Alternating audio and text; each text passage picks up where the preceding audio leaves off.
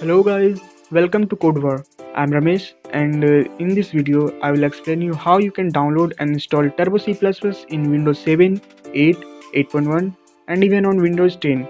So let's start. First of all, you have to download this executable file from my Google Drive. The link is given in the description of this video, so download it. And after downloading this file, double click on it to open. Now click on next. Click on I agree, install,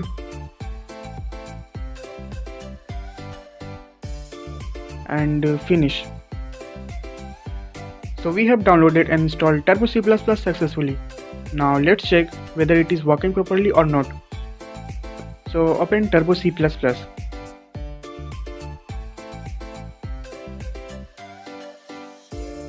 Well, you can see there is a program file written in C language is already opened. So let's compile and run it.